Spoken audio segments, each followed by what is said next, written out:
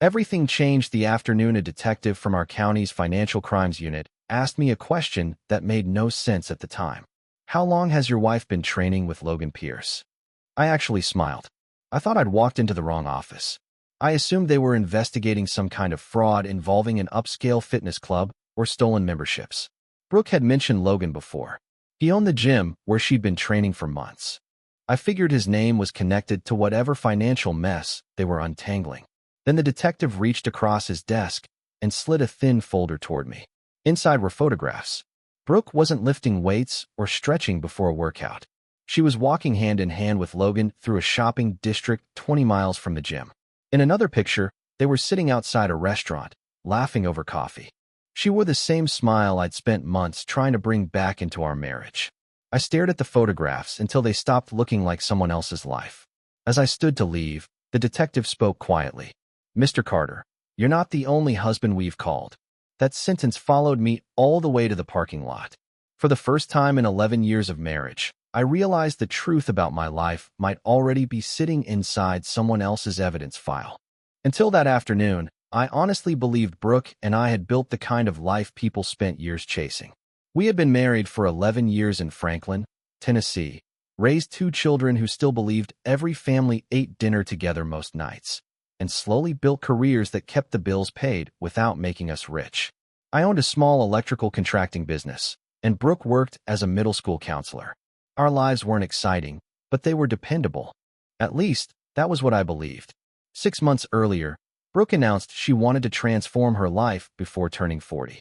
She talked about strength, discipline, and finishing an obstacle race she had dreamed about for years. I admired her determination. I paid the membership fees without hesitation, encouraged the early morning workouts, and never complained when she came home exhausted. New leggings, expensive running shoes, nutrition plans, private coaching sessions. I treated every purchase as an investment in her happiness. Looking back, the warning signs were everywhere, scattered across ordinary days. She became protective of her phone.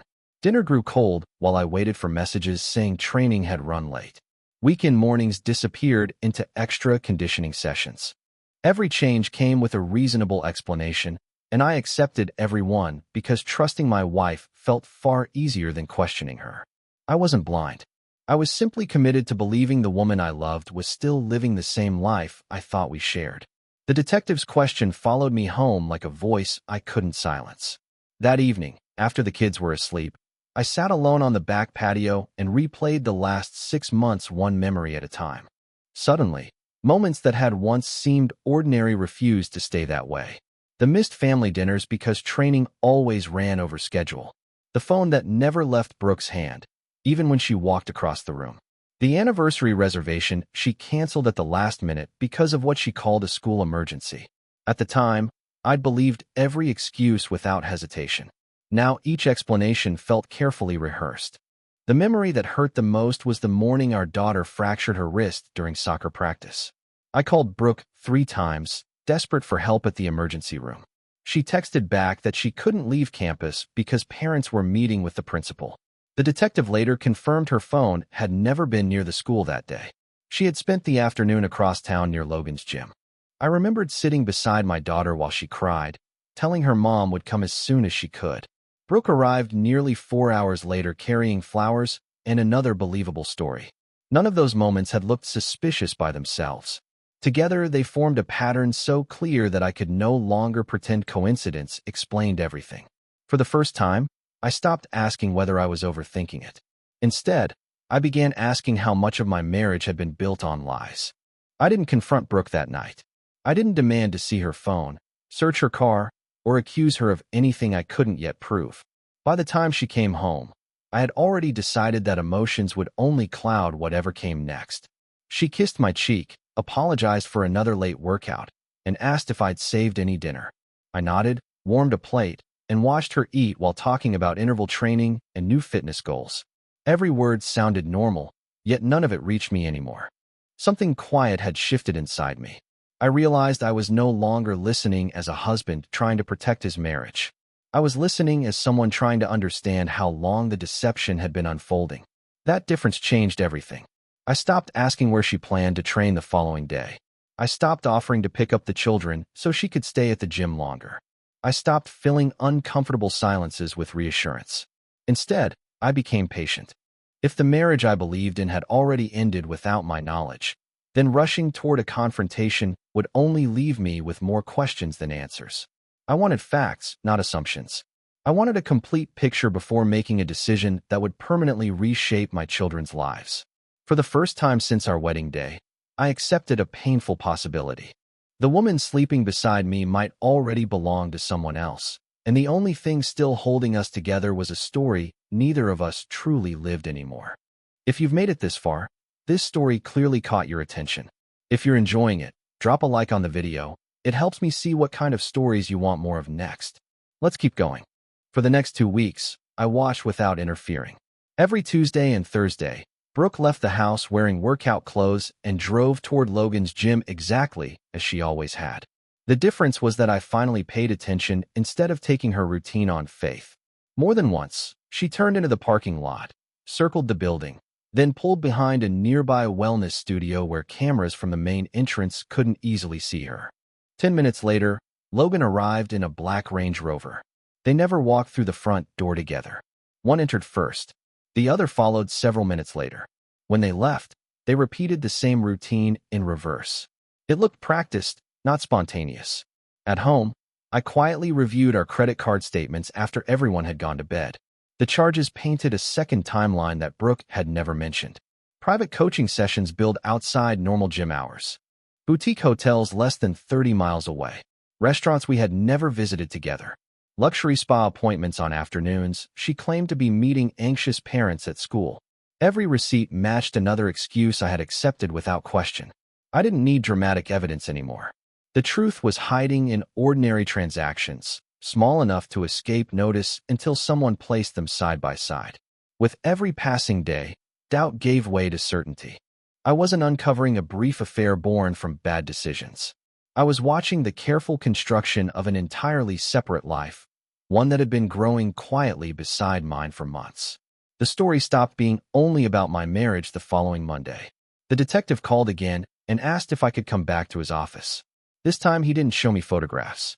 He opened a larger case file filled with statements, contracts, bank records, and interview notes. Logan Pierce wasn't simply a successful personal trainer.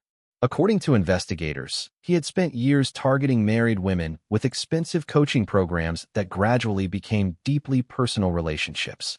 Several husbands had already been contacted. Some knew about the affairs. Others were learning the truth exactly the way I had. The financial investigation centered on coaching packages that cost thousands of dollars, but often included private meetings, luxury trips disguised as fitness retreats, and carefully hidden expenses. Detectives believed emotional manipulation had become part of his business model. By the end of that week, local reporters were standing outside the gym asking questions as members walked in and out. Social media filled with stories from families describing remarkably similar experiences. Different women, different marriages, the same trainer, the same pattern. I read every article without commenting or sharing my own story. The more information became public, the more I understood that Brooke hadn't been caught inside a random affair. She had become part of something much larger, and I wasn't the only husband trying to understand how an ordinary family had quietly unraveled before anyone noticed. Brooke asked if we could talk after the children had gone to bed. Her voice was unusually calm, almost rehearsed, as though she had practiced every sentence during the drive home. We sat across from each other at the kitchen table where we had once planned vacations and celebrated birthdays. This time, there was nothing left to celebrate. Before I asked a single question, she lowered her eyes and admitted she had been having an affair with Logan. The confession came quietly, without excuses at first. Then she began explaining how he had convinced her she deserved a different life, one filled with excitement instead of routine. She said every compliment had made her feel seen again. Every promise had sounded believable until she discovered he was telling nearly identical stories to other women. By then, she said, she had already built too many lies to admit the truth. Tears followed. She apologized for hurting me, for hurting our children, for becoming someone she barely recognized. Finally, she asked if we could try marriage counseling. I listened without interrupting. Months earlier, I would have reached across the table and searched for a way to save us. That man no longer existed. When she finished speaking, I thanked her for finally telling the truth. Then I calmly explained that I had already met with a divorce attorney and started preparing the paperwork. She covered her face and cried. I remained seated, knowing the hardest decision had already been made long before that conversation began. From that point forward, events unfolded without any help from me. Detectives continued building their case against Logan, and every week another woman came forward with a story that sounded painfully familiar. Former clients described expensive coaching contracts, secret meetings disguised as training sessions, and promises of a better future that always seemed to benefit him most. Brooke moved into a small apartment across town while insisting she had ended the relationship months earlier. Whether that was true no longer mattered. The marriage had already collapsed under the weight of everything that came before. Friends started calling after seeing television reports about the investigation. Some asked careful questions. Others simply wanted to know if the rumors were true. I stopped trying to shape anyone's opinion. The facts were becoming public on their own, and repeating them accomplished nothing. My attention shifted entirely to our children, my business, and creating a routine that no longer depended on Brooke's choices. Every day became a little more predictable than the last. The silence inside the house gradually stopped feeling empty and started feeling peaceful. I discovered that healing wasn't built through dramatic moments or clever speeches. It happened through ordinary mornings, uninterrupted dinners with the kids, and evenings when I no longer wondered where my wife was or whether another excuse would arrive before bedtime. That quiet became the beginning of everything that followed.